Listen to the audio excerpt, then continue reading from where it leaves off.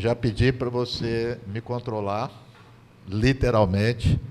A minha descendência árabe de mil e uma noites pode ficar o dia inteiro conversando aqui, né? Então, me controle. O tema, então, comporta várias entradas, tem várias dimensões. Eu escolhi alguns eixos, vou falar mais de forma genérica, e aí depois podem debater sobre esses eixos, pode introduzir outros, porque tem várias entradas, né? Antes de começar aqui, nós estávamos batendo um papo lá em cima e eu estava dizendo das percepções. Então, eu posso falhar, mas o óbvio, eu tento fazer o óbvio, comunicar com quem está aí, né, nos ouvindo. Então, tentar estabelecer um elo com vocês, né? Uma outra área, claro, mas história... Aliás, eu sou um dos poucos lá em relações internacionais que brigo para ter, né, para ter abordagens mais processo histórico. E outra coisa interessante, que eu tenho sido bastante convidado por programas de história, mas não de relações internacionais. Porque hoje a área de relações internacionais é a área, hoje não, sempre foi, a área das humanas mais conservadora.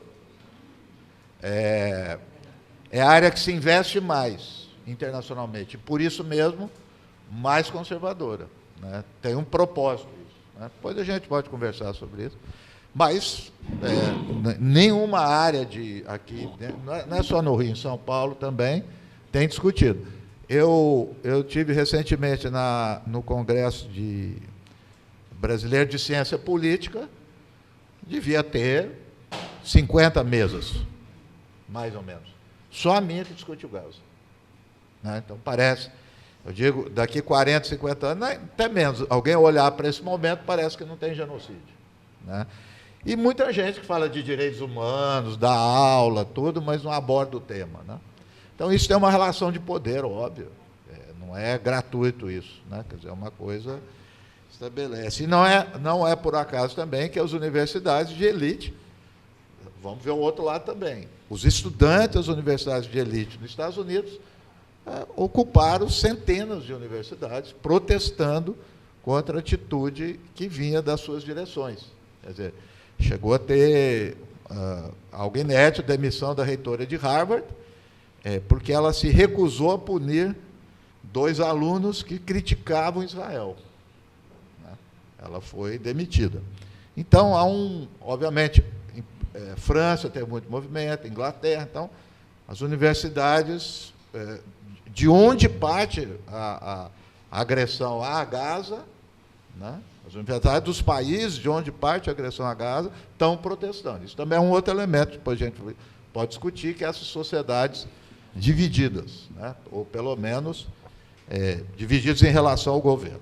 Mas a questão que eu vou abordar aqui, a partir dessa, eu sempre gosto, por vários aspectos, eu sou um grande admirador do Sartre. Mas é óbvio, você fala com as gerações. Sabe? E o Sartre tem um livrinho que chama Conferência em Araraquara, não sei quem já leu, recomendo.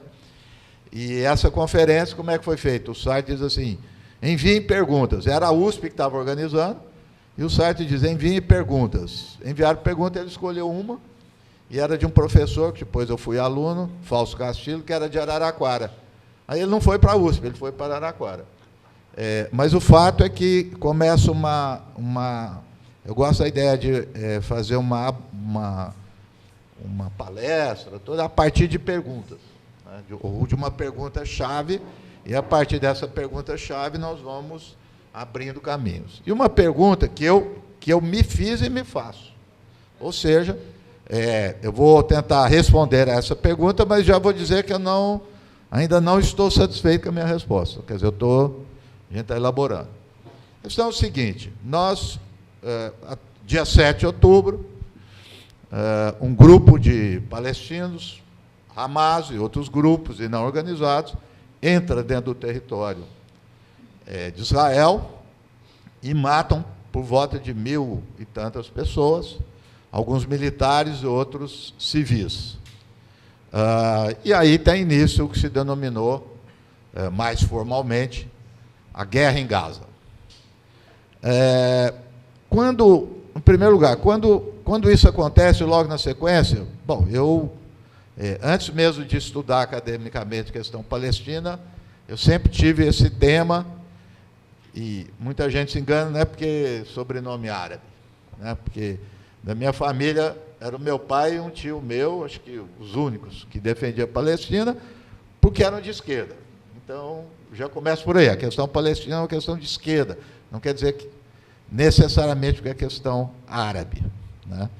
Então, quando ela apareceu, eu dizia, bom, vai ser como os outros, vai haver um massacre, acaba logo e vai ficar por isso mesmo, não vai acontecer nada. O fato é que o que aconteceu em Gaza passou, e é isso que está me colocando a pergunta, obscurecendo uma outra guerra.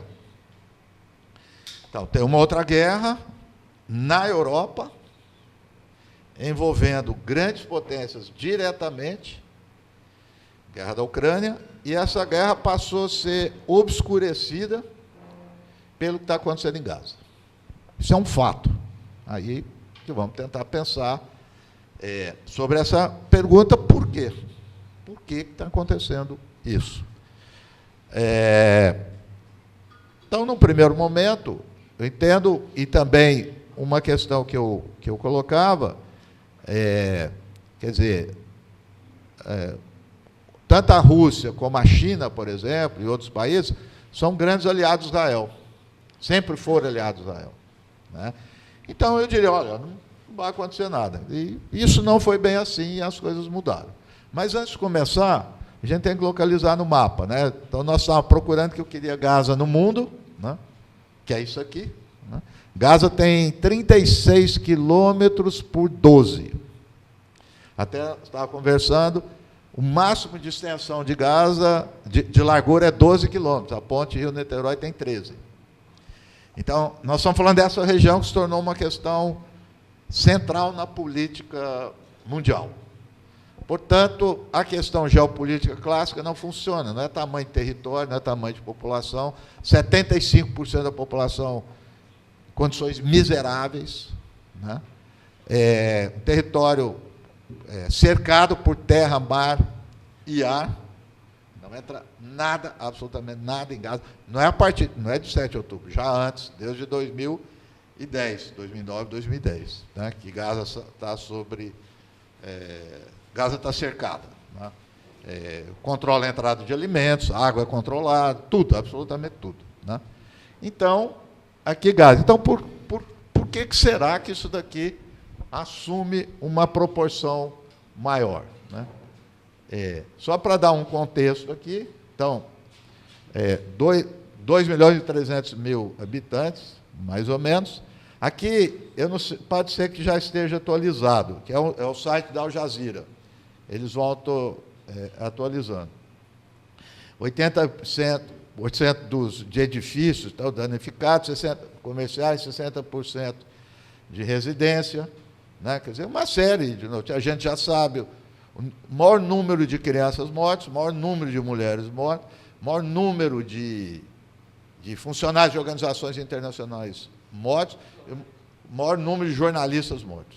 Todos os recordes possíveis foi batido em Gaza. Então, aqui é a região de Gaza, né, o cercado, que, né, completamente cercado. O que chama a atenção, então, portanto, eu já coloco uma hipótese, né, uma primeira hipótese. Será que é porque chama a atenção pelo genocídio? Será que chama a atenção e tornou-se uma questão de política internacional em virtude dos direitos humanos? Duvido, não é a minha coisa. Primeiro, que os palestinos estão jogados à sua própria sorte há muito tempo. Não é só em relação ao chamado Ocidente, em relação todos os governos árabes, né?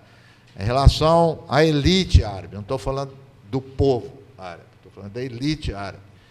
Porque todas as pesquisas de opinião pública colocam que média de 75% a 80% das populações apoiam e têm a causa palestina como uma das principais, né? Então, não estou falando da chamada, antigamente se fala da rua árabe. Eu estou falando dos governos e da elite árabe. Convivo com o Palestina há muito tempo e todos eles sabem disso. Eles são um preconceito contra palestinos, são muito maltratados em todos os governos árabes. É um horror a vida dos palestinos. Então, não é por isso. Então, não são os governos que ficaram. Então, por que essas questões começam a acontecer? Então, eu comecei a pensar um pouco nessa relação. Infelizmente, política internacional é isso. Para alguma coisa ter grande destaque, grande repercussão, a primeira investigação é olhar as grandes potências, né? E se a gente olhar para as grandes potências, a gente começa a perceber que esse acontecimento desencadeou algo que já vem num processo de alguns anos para cá, algumas mudanças. E que essas mudanças, elas refletem no Oriente Médio, mas elas são da política internacional, né? Elas são da política mundial, não é algo específico do Oriente Médio, mas ele adquiriu intensidade no Oriente Médio. Mas se a gente pegar, então, a questão do Oriente Médio, os Estados Unidos reina lá no Oriente Médio, enquanto grande potência, desde o final da década de 70. Né? Então, a última guerra árabe-Israel, dois estados, né? Israel, de um lado, Egito e Síria, de outro, foi em 73. Nunca mais teve guerra. Esse é outro mito que o sionismo criou, e muitos caem nele, que existe guerra árabe-Israel. Tem guerra árabe-Israel. Quem entrou em guerra com Israel sempre foi o Egito e a Síria, Jordânia no primeiro momento, e só. Nenhum outro país entrou em guerra com Israel. E o último foi em 1973, não teve mais. A guerra do Líbano, em 82, o Líbano foi invadido por Israel, e existia uma série de aliados locais de Israel.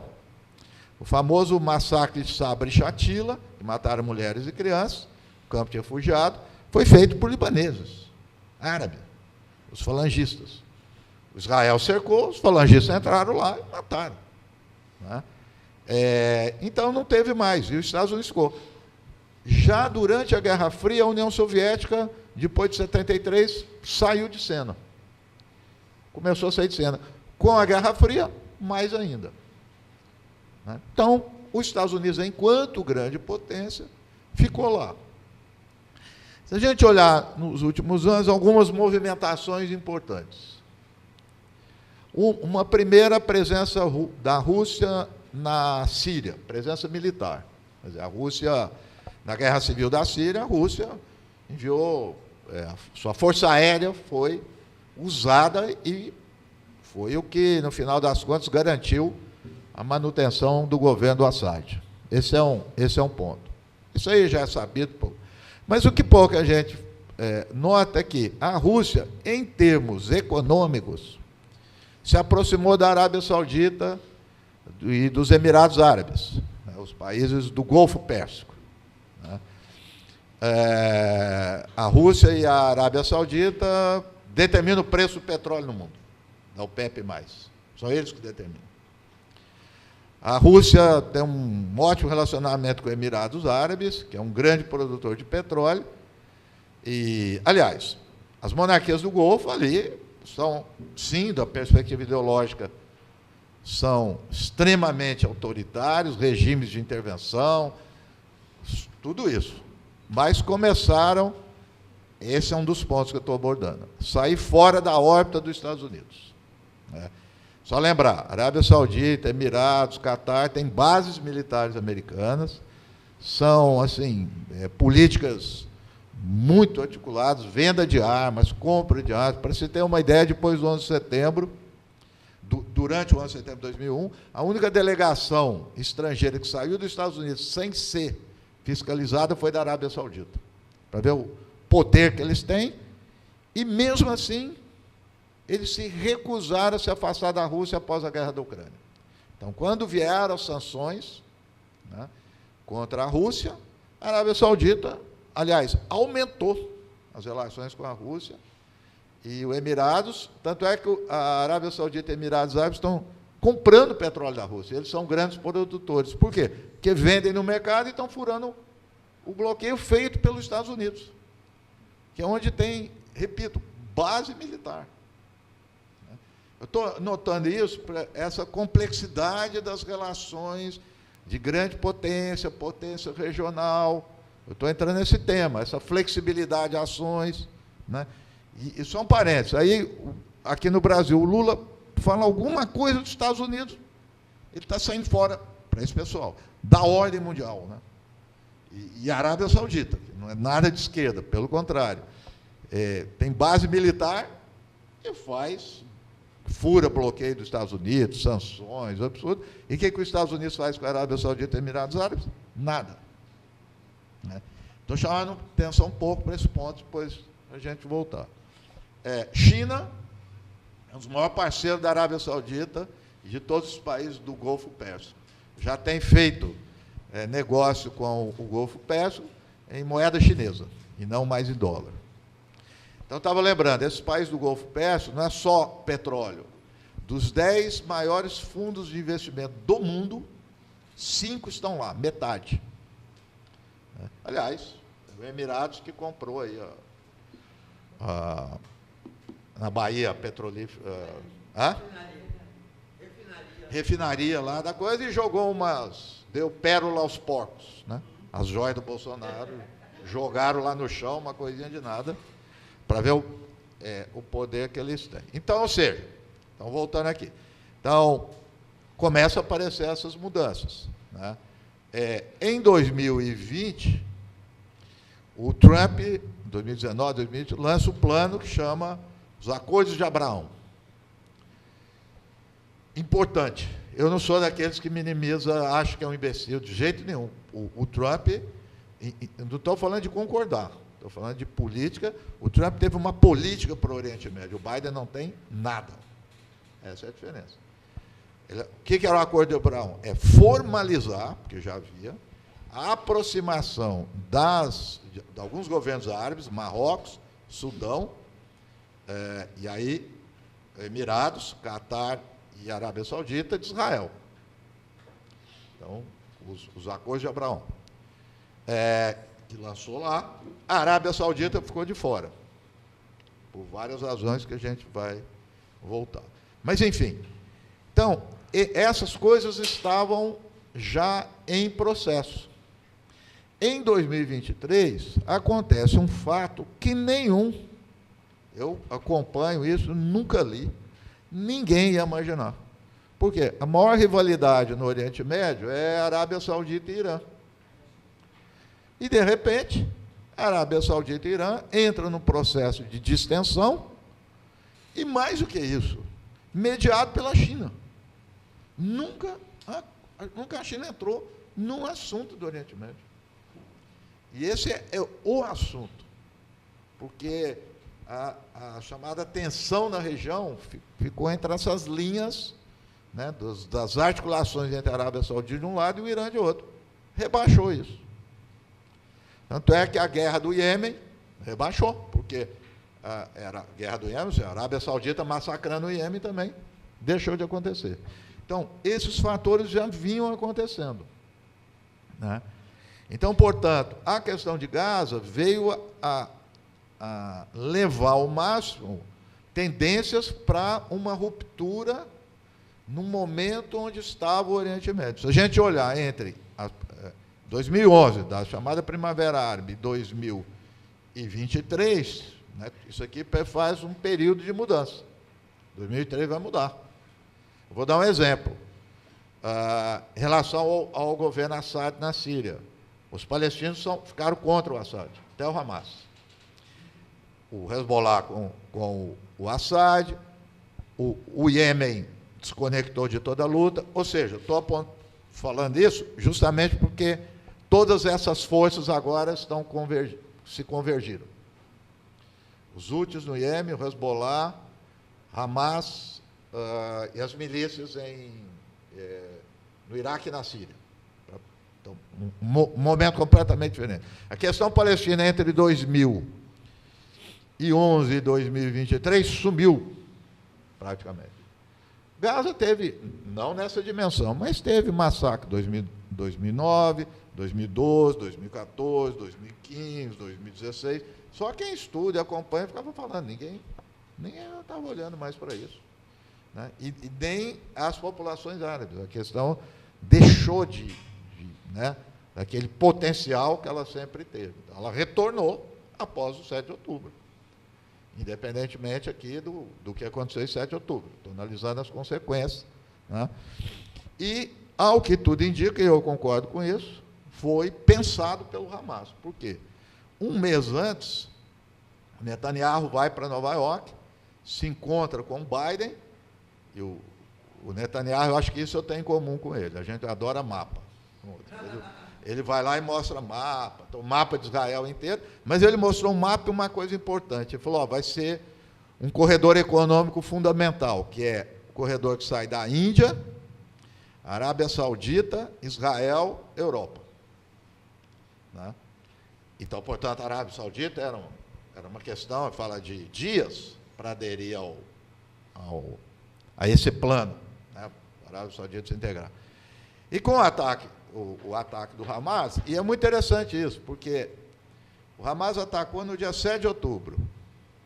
Ainda não tinha um genocídio ainda. No dia 8 de outubro, a Arábia Saudita emite uma nota duríssima contra Israel. Condenou os ataques do Hamas, uma nota duríssima. Então, ou seja, não foi o genocídio. Quer dizer, houve uma circunstância favorável, né, para ela entrar, para negociar, e apareceu. Portanto, um elemento que eu estou apontando, a gente pode votar isso depois, vamos dizer assim, essa reordenação geopolítica, que já vinha manifestando na guerra da Ucrânia. Né? Quer dizer, os sistemas de alianças e de posicionamento em torno da guerra da Ucrânia vai ser quase igual o de Gaza. Coisa que quem estuda não esperava, porque, repito, Rússia e China, sempre aliados de Israel, começaram a se afastar, né, e ver essa circunstância. Então, essa é uma tendência. A outra tendência é que, agora é diferente, diferentemente da guerra da Ucrânia, né, a guerra de Gaza é uma guerra colonial. A guerra da Ucrânia, tem lá a Ucrânia, tem a Rússia, são estados, tem as suas forças armadas, ou seja, questão clássica territorial, né, de fronteiras. Gaza não, Gaza é uma questão colonial. Então, a questão colonial começou a se manifestar de diversas formas. Né?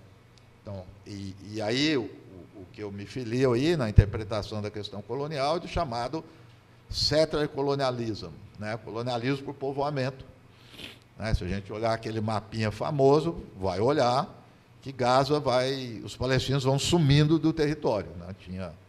Quando cria o Estado de Israel, era 75%, 70% da população era palestino, com 56% do território. Hoje não tem praticamente mais nada. A Cisjordânia tem 700 mil colonos, é um pontilhado de comunidade palestina. Então, o certo colonialismo é isso. A expulsão dos nativos, que os Estados Unidos fez. Né? Expulsa os nativos, ocupa e passa a propriedade para os colonos. Né? Então, ela se tornou uma questão colonial. E, ao se tornar a questão colonial, ela fez aflorar os processos históricos coloniais e, prefiro falar, pós-coloniais. Né? Um deles, né, que expressa bem isso, que ainda está na Corte Internacional, que é o julgamento do genocídio.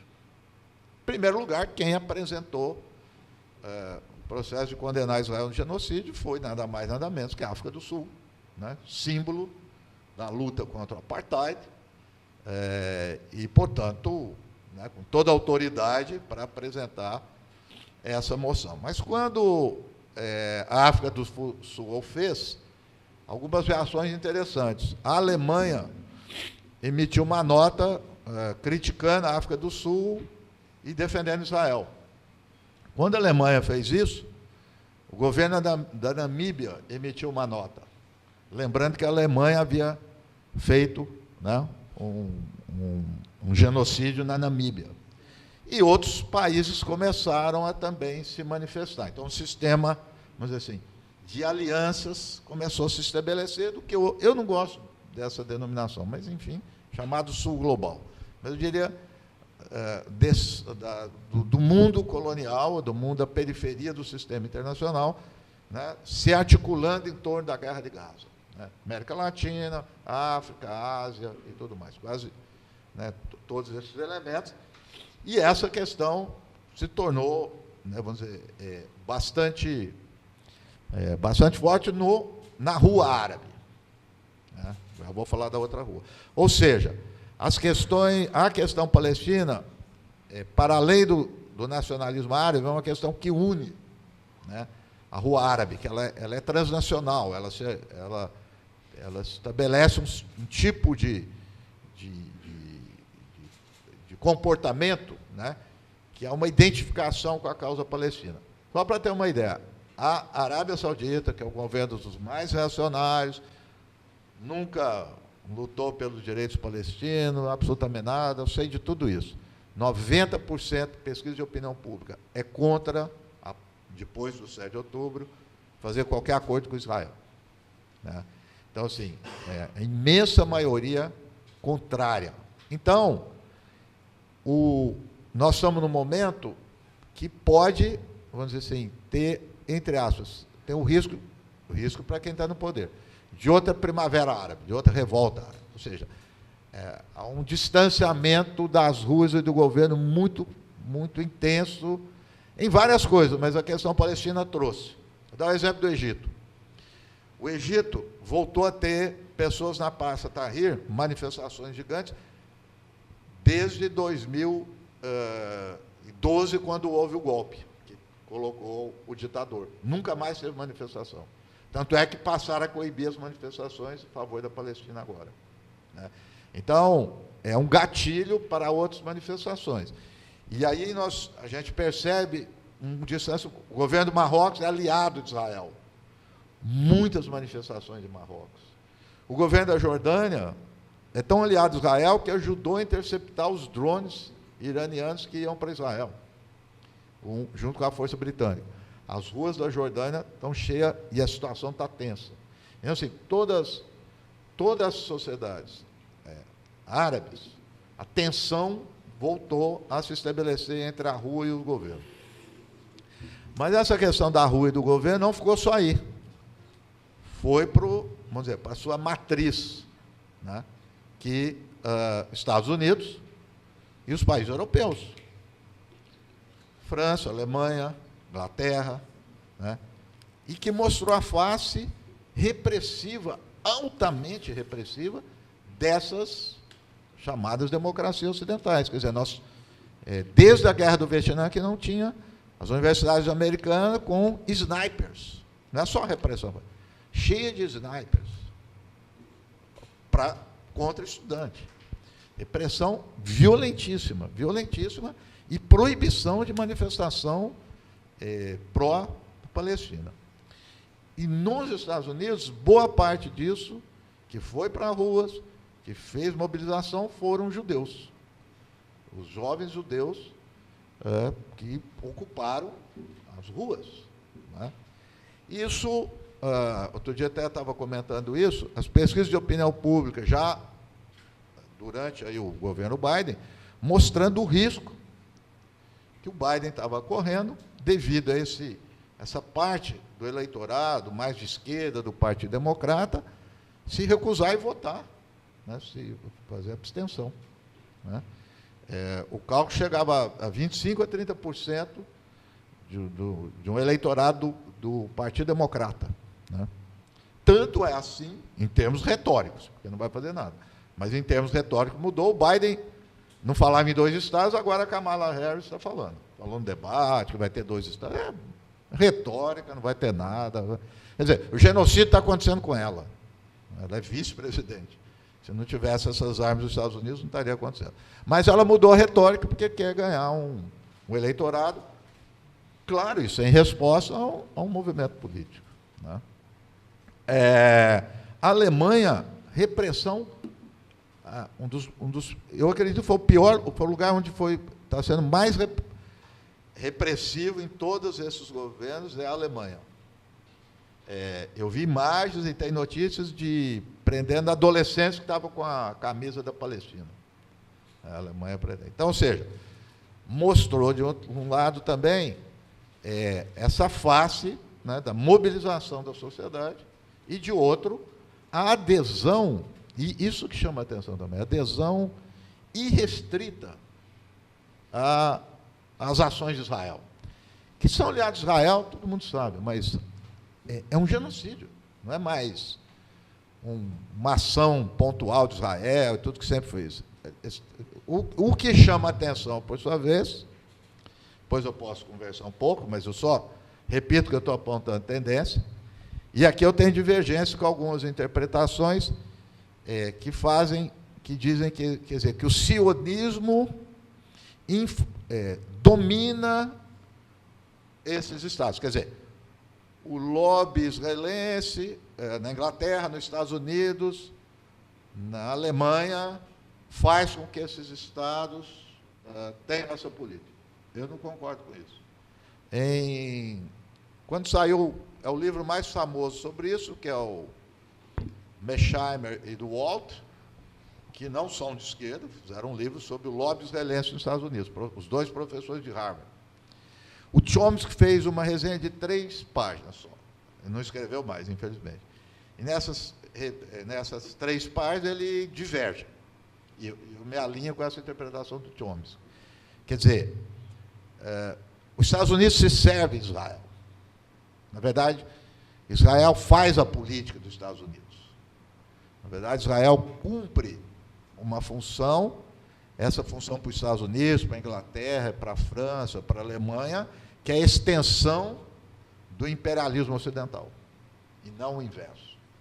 Quer dizer, com o genocídio, para mim, faz mais sentido, porque o envolvimento é muito grande, quer dizer, não teria muito, se fosse o sionismo, levar a esse ponto. E que vem da sociedade, quer dizer, como é que derruba uma reitora de Harvard? Quer dizer, você tem várias ações na sociedade muito fortes de apoio a esse ponto. Mas, isso aí depois a gente pode conversar mais. Mas, enfim, trouxe também essa perspectiva. Tinha um secretário de Estado do Ronald Reagan, Alexander Haig, ele dizia o seguinte: Israel é o nosso melhor porta-aviões, porque não morre americano e não tem o risco de afundar. Isso a gente não sabe ainda. Mas que não morre americano, não morre. Né? Então, é isso. E é interessante, outra coisa também que os Estados Unidos se livra. Né? O ano passado saiu um dado final de um centro de estudos sobre a guerra do Iraque, a chamada Guerra Global ao Terror, que é na Brown University, chama The Costs of War. Eles fizeram um levantamento que, de 11 de setembro de 2001 até o ano passado, morreram, em função da guerra global contra o terror, nos Estados Unidos, morreram 4,5 milhões de pessoas. Está lá na Brown University, não é marxista, não é esquerda, nada. Do que os Estados Unidos foi acusado disso? Nada. Nem acusado. Israel está enfrentando. Nada, zero. Né? Então, ou seja, uma série de ações norte-americanas que passam ao lado disso. De toda forma, esse é um dos, também, eixos, vamos dizer assim, do chamado, do que está acontecendo, né, do genocídio. Em função do genocídio também, e eu diria do direito internacional em geral. Né? Uma outra linha que eu estou puxando aqui também. Como se sabe, toda essa ordem institucional, instituições internacionais e tudo mais, foi criação norte-americana. Né? Nem britânica, nem francesa. Norte-americana, que já vinha depois da Primeira Guerra Mundial, não deu certo, retomaram depois da Segunda Guerra Mundial. Ok, todo mundo sabe que as instituições internacionais foram criadas pelos Estados Unidos para ser um instrumento, para ser um tipo de um soft power, de uma hegemonia. Sei de toda essa história. Mas o que está acontecendo agora é que não tem mais esse disfarce. Por que aconteceu? Com esses processos, tanto do Tribunal Penal como da Corte Internacional, os Estados Unidos disse que não vai obedecer. Isso nunca aconteceu. Mais do que isso, os deputados americanos, congressistas americanos, disseram que se houver alguma punição a Israel, eles vão perseguir os procuradores. Sim, algo assim, muito explícito, atacando, vamos dizer, essas instituições que foram gestadas, criadas pelos Estados Unidos e tudo para manter um tipo, né, chamada Ordem Liberal Internacional. E veja, não é Trump. Aqui eu lanço um pouco. Por quê? O Trump, a gente vai ver, a gente esquerda, o Trump nega a ordem internacional liberal, do internacionalismo, do globalismo, não sei o quê, das instituições. Mas é o Biden, que é do Partido Democrata, que foi vice do Obama, que a Kamala Harris é vice. Eles é que estão fazendo isso. Então, é um ponto que tem chamado a atenção, né? Porque estão jogando no lixo as instituições internacionais, explicitamente. Não vai obedecer, não serve para nada, né? Então, lançam uma perspectiva de que construção que vem aí, se vai substituir essa, do jeito que ela... Quer dizer, uma desmoralização completa. Pode dizer, claro que... Sim, da questão palestina, a desmoralização é desde que criou o Estado de Israel, sei disso. Mas está chegando ao limite, né? E atinge os outros países, né? Os outros países também estão em relação a isso. Então, é outro ponto também que, vamos dizer, o genocídio em torno de Gaza traz. Mas, e por fim, eu não sei se já deu tempo aí. 5 minutos. E, por fim, não poderia dizer o seguinte, também, como que é possível uma resistência como essa na Palestina? É um negócio inacreditável. Eu falava para os meus amigos, vocês estão loucos, palestinos, agora, em um mês acaba isso. Vai fazer um ano, vou repetir. 36 quilômetros na extensão maior por 12. Cercado, antes do 7 de outubro já estava cercado, completamente cercado. Não tem para onde ir. Né? Água, alimento, remédio e... Vacina, tudo. E aí o que aconteceu? O que está acontecendo? Estou chegando a esse ponto aí final. No dia 7, o Netanyahu disse, nós temos 2 objetivos, resgatar os reféns e acabar com o Hamas. Nenhum nem outro. Estrategistas militares, Zelensky, dando entrevista, não vai acabar com o Hamas. Pelo contrário, o Hamas está saindo fortalecido. Então, ou seja, é aquele paradoxo. Por mais forte que seja Israel, está mostrando sua fraqueza, sua vulnerabilidade militar. Militar, para não dizer política. Política e moral, sim, mas mais do que isso é militar. E a questão palestina aguçou a convergência do chamado eixo de resistência, né? Então, atores, isso é só Oriente Médio, atores, em torno de atores não estatais, mas não é só isso, que eles são não estatais armados. Eles são não estatais armados que têm legitimidade na sociedade em que eles estão. Hezbollah no Líbano, Houthis no Iêmen, Hamas, milícias no Iraque e na Síria. Então, não tem território, não tem governo, não tem... E o caso dos Houthis é muito interessante, porque eles impactaram o comércio internacional, né? Quer dizer, houve desvio de rota, aumentou o preço de seguro, de segurança na região, fundaram navio e tal, e é um grupo militar lá fora. Então, e esse eixo, vamos dizer, antes do 7 de outubro e tudo, quando a gente falava desse eixo, Você já dizia, quem está do outro lado? Está a Arábia Saudita, está o Egito, não estão mais do outro lado, estão quietos. Aí o pessoal fala, mas não estão fazendo nada. Está ótimo, é isso mesmo, melhor não fazer nada. Então estão absolutamente quietos. A Arábia Saudita não se moveu para nada com os Houthis. Até um pouco tempo atrás, a Arábia Saudita era acusada de genocídio dos Houthis. Estão quietos. Enfim, são elementos que eu estou apontando aqui que dizem, no primeiro momento, parece dizer, para um território pequenininho, com uma população marginalizada há muitos anos, na economia, da sociedade e tudo mais, mas que acabam revelando uma série de tendências, de questões que dizem respeito à política global. Estava falando da China, várias questões inéditas. A China reunindo todos os grupos palestinos em Pequim para encontrar uma unidade. Nunca, a China, ninguém entrou nesse tema antes. Então, são sinais, são tendências. Eu costumo dizer que política internacional é igual ao transatlântico. Ela muda um pouquinho aqui, você não vê nada. No tempo, ela aparece lá. E ainda mais se tratando da China, que é tudo muito devagar, muito lento, muito pensado. Mas é essa disputa de grande potência que acaba trazendo isso, e também a complexidade das ordens regionais, que eu estava apontando, que não necessariamente uma grande potência consegue se impor. Né? Eu acho que isso aí seria outra ocasião, para falar da América Latina e tal, do que tem a ver, teria a ver com isso. Né? Também depois a gente pode falar da posição do Brasil, da política externa brasileira em relação a isso, que eles estão... Se quiser, eu falo agora, senão depois... Não, eu vou falar rapidinho. Eu estou... Inclusive, um artigo está em processo há 5 anos.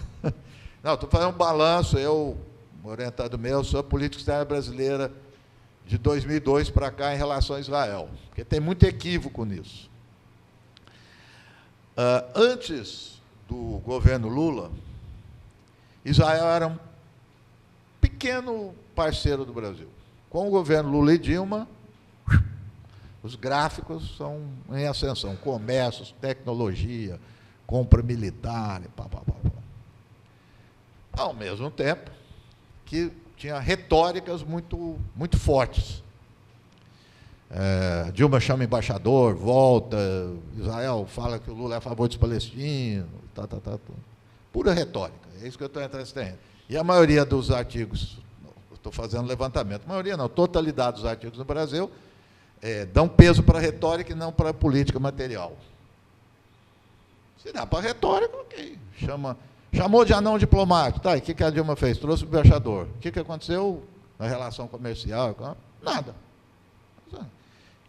Olha, falo isso tranquilamente, que eu estava num evento na PUC, e o Marco Aurélio faleceu, estava presente, que eu admirava muito, o Marco Aurélio Garcia, ele era assessor internacional, e eu brinquei com ele, falei, ô Marco Aurélio, dá um recado para a Dilma, fala que a gente prefere que ela fale duro contra os palestinos, mas tenha materialidade.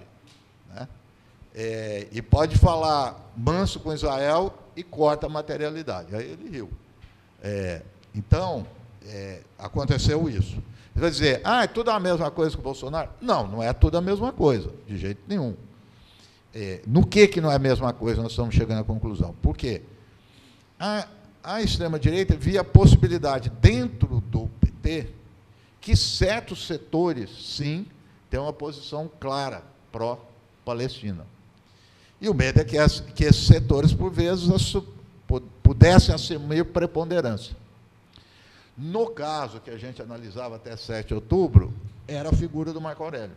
Em 2014, ele pronunciou a qualificação de genocídio, o governo da Dilma não, mas ele disse que era genocídio. Né? Então, esse é o único aspecto, porque se olhar outros aspectos, não tem nada, não tem absolutamente nada. No momento atual, há uma oscilação, e é essa oscilação que eles têm medo. Não é só a declaração do Lula. Tá? A ação do Lula foi importante. Mas o que veio agora faz um mês. Por pressão, o Amorim vetou 1 bilhão de compra de material militar de Israel. Né? Então, esse é o medo. Quer dizer, a ideia é que isso está num momento de estudo. Ele pode ir para uma política mais global, mas pode ficar nisso apenas para, vamos dizer, agradar alguns setores. Mas o fato que não pode ser descartado é o seguinte: quando o Lula fala que é genocídio, no dia seguinte, o primeiro a criticar o Lula foi o líder do governo no Senado, Jacques Wagner. E quem defendeu o Lula foi o Aziz, que nem do PT. Né? E há uns anos atrás eu fui no Instituto Lula. Mas esses líderes do governo do PT são mais líderes do Lira do que do governo. Aí eu nem sei se é do Lira, ele falou por conta própria, porque ele é ligado ao grupo sionista, o Jacques Wagner, todo mundo sabe. Mas eu fui no Instituto Lula, chegaram lá para mim e falaram: aqui não tem Oriente Médio, você vai falar do norte da África. Arrumei um jeito, falar dos países do norte dá para chegar. Por quê? Perguntei. Não, porque tem o sionista que não admite que traz o assunto aqui. Foi falado isso lá, né? Para dizer que tem essas contradições dentro. Mas eu acho que está nesse ponto. Esse ponto que está agora do Amorim é o temor que essa extrema-direita tinha lá atrás, que era com o Marco Aurélio, que não se traduziu, infelizmente, em políticas concretas. O Brasil continuou a comprar. Em 2009, 2010, foi no governo Lula e o Amorim que Israel entrou no Mercosul. O Israel é o único país membro do Mercosul de fora. Isso foi feito durante o governo Lula. Ninguém toca no assunto, esse assunto, né? E que favoreceu uma série de relações comerciais com Israel. Mas aí tem, vamos dizer, palavras muito fortes, etc., mas que não alteram essa relação nenhuma, nunca foi discutido. E, se eu não me engano, foi a deputada do PSOL de São Paulo. Logo agora, depois de 7 de outubro, ninguém deu repercussão. Ela falou isso. Vamos tirar do Mercosul. Eu não lembro agora, não, é do PSOL. Então, quer dizer, esse tema da política brasileira tem uma série de equívocos, porque parece que essa assume... E uma outra coisa que foi dita, e aí eu termino, é um historiador israelense que eu li há pouco tempo. Ele falou: o Lula tem identificação com o chamado sionismo de esquerda. Por quê? O trabalhismo israelense, o Lula tinha relação com o trabalhismo israelense, que é sionista, que tem uma pauta de questões democráticas, não sei o quê e tal. Natural, assim, é natural, ele tem uma identificação, tinha uma identificação com isso daí. Né? Mas isso acabou. Israel não tem mais isso, nem trabalhismo. Acabou. Israel está tomado, 45% é da extrema-direita religiosa, e outro dia alguém falou assim, e 35% ou 30% da extrema-direita que não é religiosa. Quer dizer, não tem mais nada. Tem o Partido Comunista, que acho que tem um deputado, outro dia foi preso, do Partido Comunista israelense, que protestou contra Israel, estão prendendo quem é contra, tudo na cadeia, e não tem mais nada. Outro dia eu pesquisa, 60% da população de Israel acha que deve-se omitir no noticiário as mortes de palestinos. E o mesmo percentual que não deve se criticar militares israelenses que cometam assassinatos. 60% da população. Então, dali não vem. Não tem elemento para vir. Mas, enfim, então, e termino aqui, Israel e os Estados Unidos não têm plano nenhum. Antes, você tinha discussão, tem esse plano. Nada. Você não sabe para onde vai. Quer dizer, eles não têm. Então, assim, vou dizer, um Estado, que é a minha posição, que é um Estado, dois povos, isso é um sonho. Eu acho que é. 2 Estados, completamente inviável. Só tem 2 premissas para ter 2 Estados. E essas 2 premissas. Tem 700 mil colonos na Cisjordânia.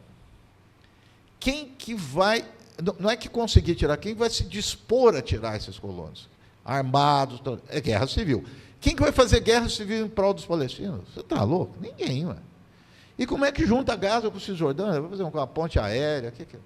Como é que junta isso, aquele território ali? E como é que tem um Estado sem acabar com o cerco? Também é inviável. Qual a saída? Não tenho a mínima ideia. Os chineses vão achar. Então, mas Israel está numa situação calamitosa, né? Genocídio custa. Então, a inflação alta, crise econômica, material militar, eles não estão conseguindo repor. Estados Unidos, de outubro para cá, fez 10 remessas suplementares, né?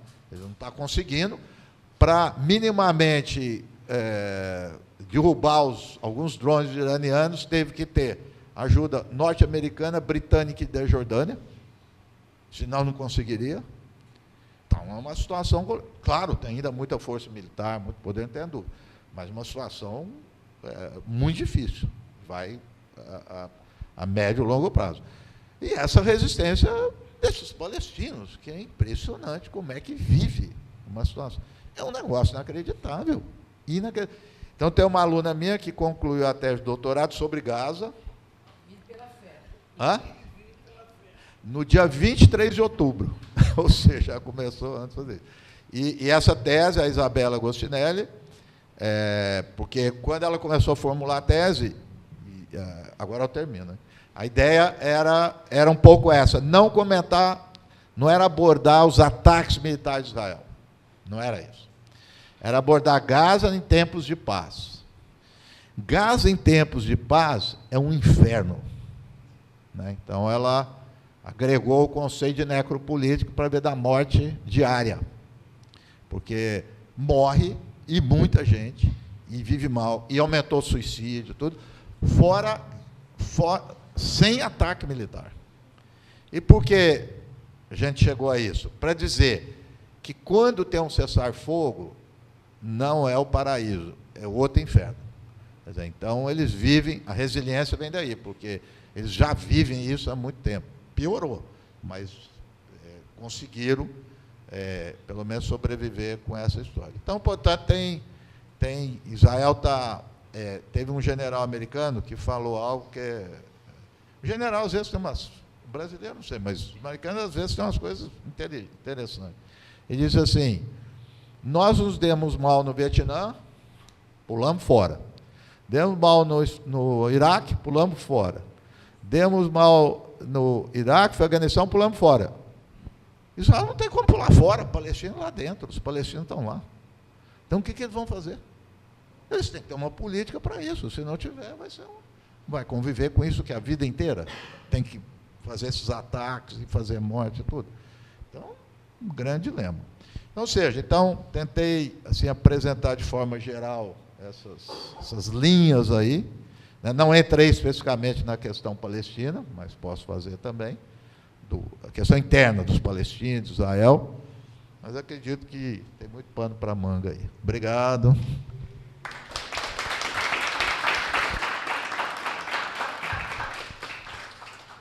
Obrigada, professor Nasser. Põe pano para a manga nisso. Muitas questões aqui abertas. Eu teria muitas, né? Mas eu vou abrir. Tem já um inscrito, professor Gelson, mas são muitas questões mesmo, porque a gente, ao ouvir, não tem muito assim, domínio sobre o que é isso da China organizando os árabes, né? O que é isso? E isso coincide com o chamado eixo da resistência. O que era essa aproximação entre a Arábia e Israel? São coisas que a gente não compreende bem, né, o que significam. Mas eu não vou fazer essas perguntas, porque são muitas. Então, eu tenho o Gelson, a Brenda, quem mais? Eu vou abrir, e o Rafael. Depois, se tivermos outras questões, a gente pode fazer mais uma rodada, tá? Gelson. Bom, professor Nasser, eu queria parabenizar pela sua apresentação. Bom, eu não lembro o nome do super mega aviões, porta-aviões, que a China enviou pela primeira vez na história para o Mediterrâneo como observadora da guerra no conflito que acontecia na Síria, né? E é interessante que isso também é apagado, né? E a outra coisa é que os Estados Unidos tinham insuflado grande parte da resistência de diferentes milícias e grupos armados para derrubar o governo Assad, e isso acabou resultando no crescimento do Estado Islâmico, né? Aliás, eu tenho uma foto guardada muito interessante, são várias Hilux compradas pela CIA com o Estado Islâmico, tá? Né? Então, assim, é bom lembrar essas coisas. E quem derrotou o Estado Islâmico, no final das contas, foi a Rússia.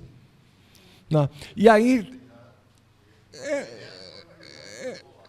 E aí, assim, por que eu estou trazendo isso? Porque isso tem a ver com um quadro em que os Estados Unidos está rompendo vários acordos feitos com a Rússia, né, em relação à OTAN.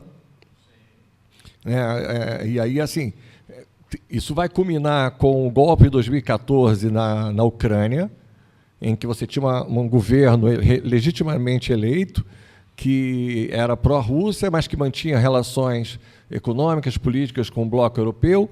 Esse governo é deposto pelos grupos fascistas, enfim, e que acaba resultando na eleição do Zelensky, ao mesmo tempo que na represália do governo russo com a ocupação da Crimeia. Né? Então, ali está a base do que veio a ser esse conflito hoje. E qual é o lamaçal?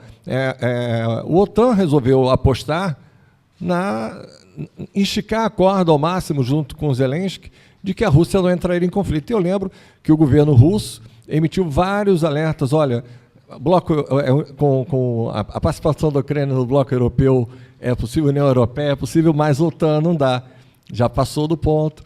E aí eu queria saber que você pudesse falar um pouco mais da questão estratégica hoje, porque a gente está no impasse evidente da guerra, porque se a OTAN seguir apostando na Ucrânia, evidentemente que a Rússia vai ampliar essa escala do conflito, né? E embora ela esteja hoje em segundo plano em relação ao genocídio de Gaza, há um potencial talvez maior, mais significativo nessa guerra lá. E um desses elementos que eu queria provocar era a proposta atual, né, recente, da aliança militar proposta pelo Putin.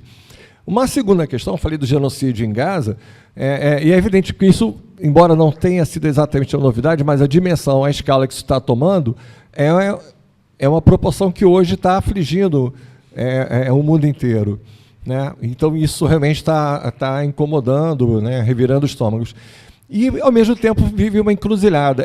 É possível que se volte ainda a pensar num Israel com um Estado laico e com um governo que sejam de dois povos e um país, com uma Assembleia Constituinte com cidadãos palestinos e árabes? Né? Porque, assim, isso seria talvez uma saída mais realista do que a de dois estados, né? Porque tem um elemento que o senhor falou, e a guerra de Gaza está encobrindo isso, que é a verdadeira guerra que está ocupando hoje na Cisjordânia, com o sequestro, com a eliminação de palestinos à luz do dia, né? E isso está sendo também colocado. E, por fim, você falou da política brasileira, né, como é que coloca hoje o papel do Brasil, dessa diplomacia, ao mesmo tempo lidando com o G20 e essa aproximação com o governo Biden, com o bloco europeu, mas ao mesmo tempo com a próxima presidência do BRICS. Quem pediu? Breno. Deixa eu passar para ela. Reginaldo, muito obrigada por sua apresentação. Nós tivemos um banho demopolítico na terça-feira, com todos os dados sobre Gaza e sobre o conflito em números, e eu fiquei realmente impressionada. E agora, quando você usa a imagem da ponte de Niterói, eu falei, uau, ela é muito gráfica, não? É muito gráfica. Eu gostaria de fazer para o senhor 3 perguntas. Eu tenho comprado a teoria conspiratória sobre Netanyahu se sustentar na base da guerra de Gaza. Mas aí eu gostaria de saber qual é o cálculo político dos Estados Unidos para assegurar a extrema-direita do Likud. E o senhor falou várias vezes, Estados Unidos não vai conseguir sair de Afeganistão. O governo Biden, aquela imagem não sai da minha cabeça. o avião saindo e os afeganistãos caindo. É muito gráfica essa imagem do atoladeiro em que entrou os Estados Unidos aí. Agora, como sair de Israel quando você tem uma direita sustentando as campanhas democráticas nos Estados Unidos? E aí eu gostaria de saber qual é o cálculo político que está em jogo.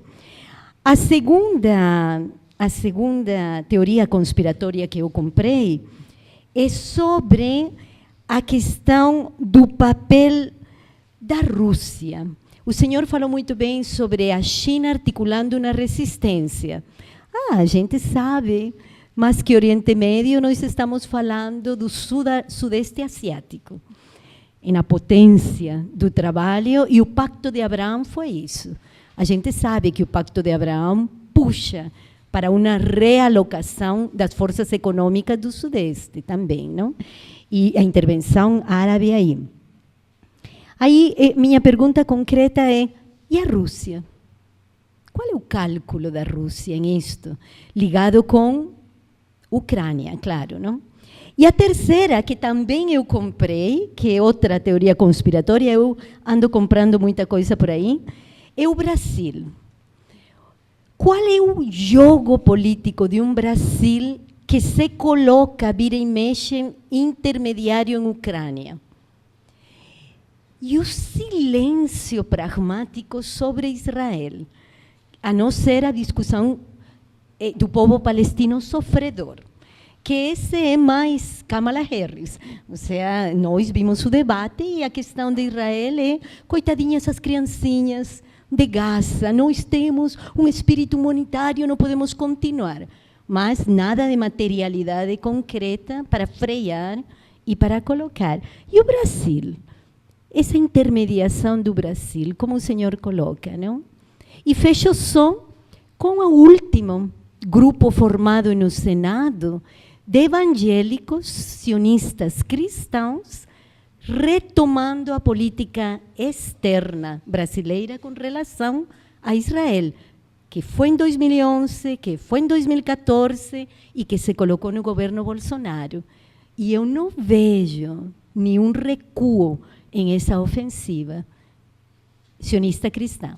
Obrigada.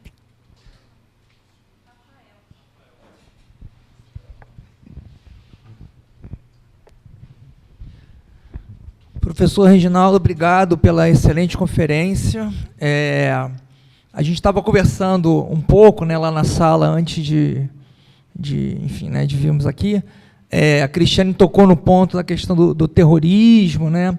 E eu queria então que o senhor pudesse abordar um pouquinho mais sobre a questão do Hamas, né? Enfim, né, o senhor se posicionou em relação à ação, né, militar, né, do Hamas, e depois os ataques, né, que poderiam ser qualificados como terroristas, né? Enfim, se o senhor pudesse comentar um pouco sobre isso, e também qual é o apoio que o Hamas encontra no mundo árabe, né, que o senhor apresentou aí com bastante complexo, né, as relações, enfim, nem sei se a gente pode falar, né, talvez de um mundo árabe, né, em que sentido, né, uma unidade, enfim, né.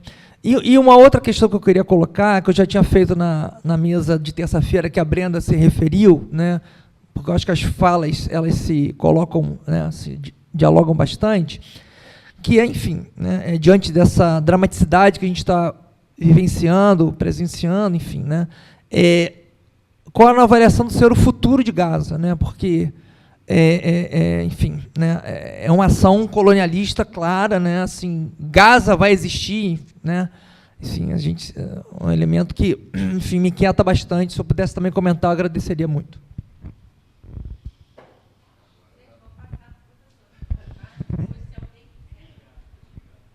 Se alguém quiser, depois a gente pode fazer uma nova rodadinha. Eu própria tinha uma pergunta, mas eu acho que a Brenda fez, que diz respeito exatamente à política exterior do Brasil, neste governo Lula, que eu tenho feito umas observações assim, já vou dizer rapidinho, né, que eu tenho a impressão que o governo Lula tem algum preço a pagar, talvez, porque ele opta pelo G20 ao invés de BRICS, né? Ele tem essa posição, que não é uma posição ostensiva, agora essa compra de armas. Então, tudo isso indica que, possivelmente, este governo brasileiro está mais tutelado do que a gente pode imaginar, à medida em que ele toma posse, depois de uma tentativa de golpe, que é um pouco bloqueada pela própria posição dos Estados Unidos, né? Então, isso, assim, eu fico um pouco preocupada com relação... O Gelson é contra, ele acha que o Brasil está dando conta do BRICS, mas não, abriu mão de comandar. Quem está observando acha que o Brasil opta, não sei. Essa é a minha questão. Bom, então vou pegar o tema que apareceu do gesto da Brenda, da Ucrânia, né, e trabalhar. Bom, eu acho, a questão é assim, eu vou começar já fazendo uma afirmação aqui contundente e que as pessoas, no geral, como é que eu digo? Eu sou muito frio na análise, eu sempre fui, né, e provocativo. O Trump, ele, olha só, vocês lembram a tensão que era Estados Unidos e Coreia? O Trump fez um acordo de paz com a Coreia. O Trump fez acordo de paz com o Talibã. Quem fez o acordo foi o Trump em Doha, não foi o Biden. O acordo já estava feito. O Biden foi mal na consecução, na execução. Quem fez o acordo foi o Trump. E se o Trump ganhar, guerra da Ucrânia, se finir, acabou. É louco isso, são os paradoxos da política. Por quê? E aí eu acho que tem um equívoco que é recente. Isso é recente na forma de pensar a política internacional. Até uns 20 anos atrás, a gente só pensava, dominava na política internacional, a política internacional é interesse, e agora virou tudo ideologia. Por vezes, as questões na política internacional não são ideológicas. Parece que é óbvio, mas perdemos essa dimensão. E a questão da Ucrânia não é ideológica. Eu lembro quando começou a guerra da Ucrânia, aqui no Brasil, o Brasil é de direita, o Bolsonaro é de direita, apoia aqueles que falavam que o Putin é de direita. Não, o Putin não é de direita porque ele é anti-imperialista.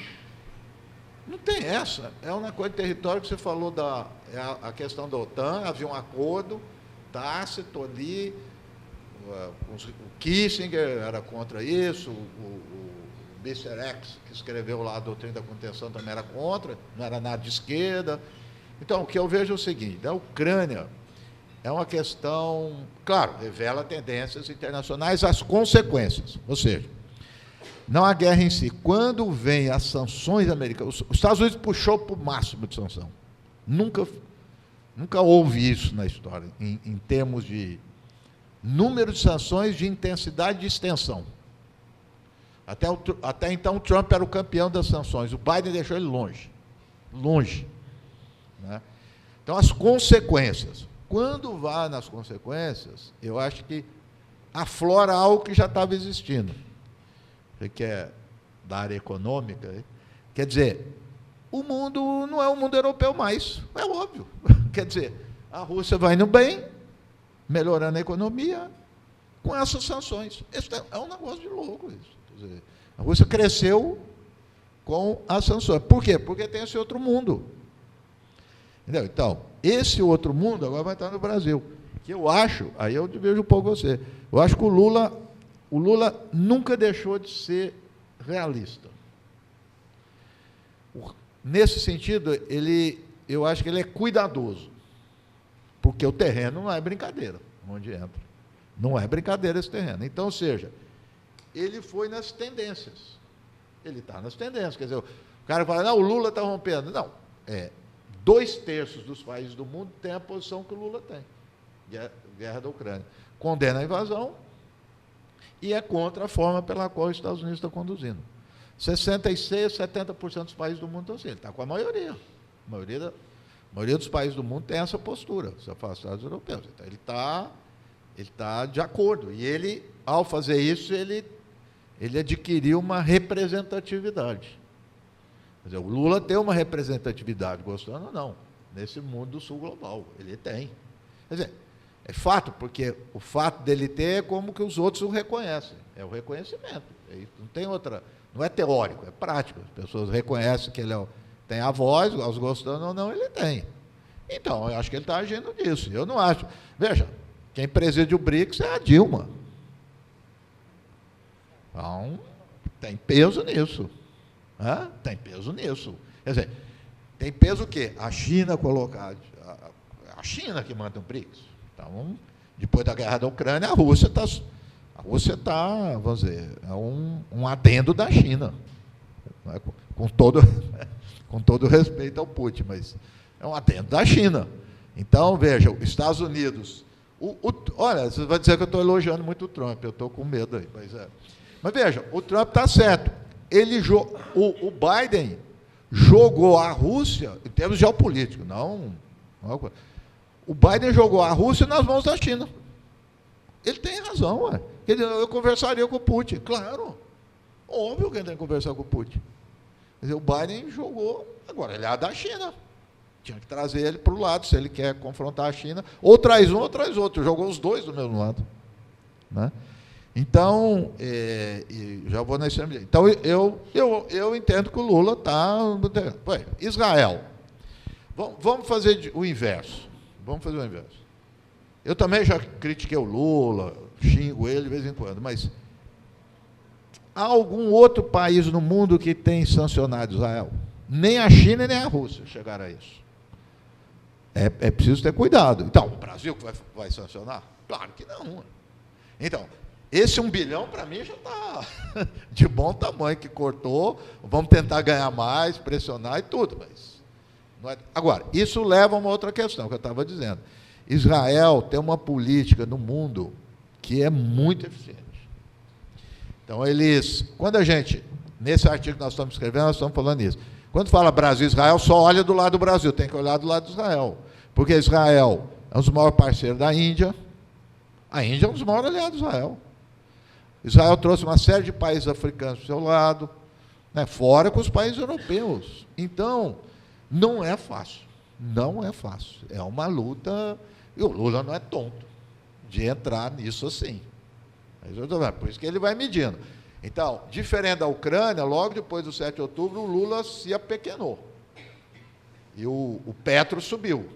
O Lula percebeu, foi atrás, para dar o tom para... Agora vem com essa medida. Então, ele vai nesse equilíbrio. Vai pisando devagar, tenta ver se o terreno dá para andar, volta um pouco, recua. É um negócio, tem que ter paciência. Né? Política internacional tem que ter paciência. Eu acho que a gente tem que diferenciar tática e estratégia. Senão a gente não consegue. Então, claro que nós vamos especular. Eu acho que o Lula tem estratégia, não é só pragmático. Ele tem uma estratégia. Essa estratégia de inserção do Sul Global, e ele aposta nisso. Agora, para chegar a isso, não é sair rompendo com o mundo ocidental. Não tem como. Quer dizer, nós estávamos conversando cá, quem imaginava, né? O Cristiano estava dizendo, 2002, 2003, os eventos que Samuel Pinheiro fazia da China. Eu falava, Samuel é doido. Que China? Isso não tem futuro nem. Então, você vê como é que é. Quer dizer, demorou, a coisa vai engrenando, vai colocar. A Rússia, eu acho que está nessa posição. A Rússia sempre pensou o entorno, nunca mais que isso. O entorno dela e Síria, só as duas coisas. Eu acho que a necessidade é a mãe da virtude. Com essas sanções, o que a Rússia fez? Foi além. Está ali no Golfo, tentando se aproximar mesmo com as articulações da Índia, certo? Irã aproximou mais. Veja, só um dado também que eu esqueci. Olha o mundo que nós estamos. O Irã exportando armas para a Rússia. Quem ia imaginar um negócio desse? Os drones iranianos começaram a ter sucesso. Então, esse mundo que escapou a essa empáfia ocidental. Então, o que eu tenho dito é o seguinte, a visão Globo News, Estadão, coisa assim, que o Lula está fora do mundo. Eles falam isso. Que o Lula é anacrônico. Né? Os analistas internacionais da Globo News, né? Os grandes analistas. Hã? Então, mas veja, mas vou mostrar com dados. Ele diz, é anacrônico por quê? É a ideologia do terceiro mundismo, que ficou lá para trás.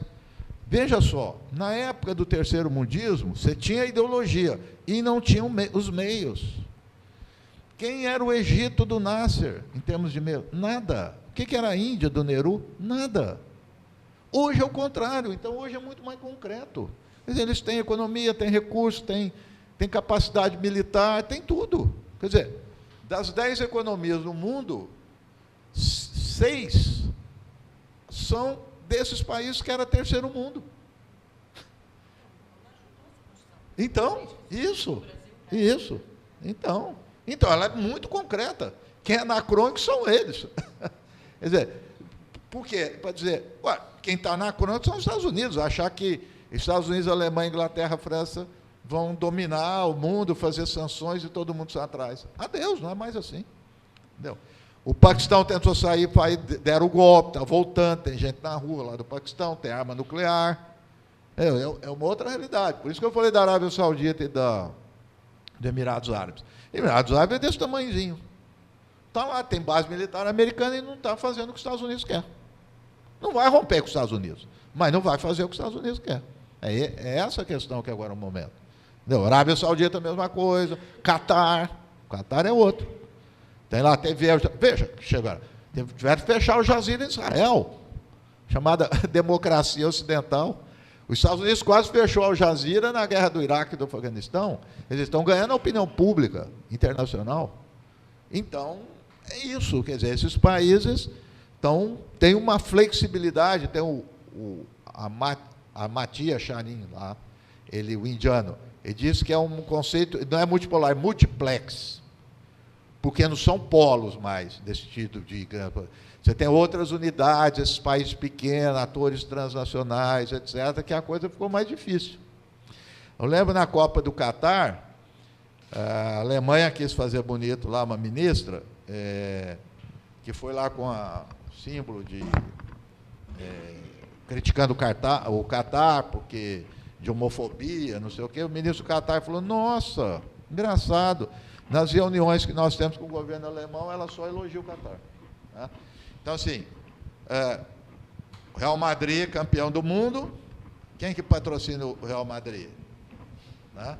Quem patrocina o melhor time da França, o PSG?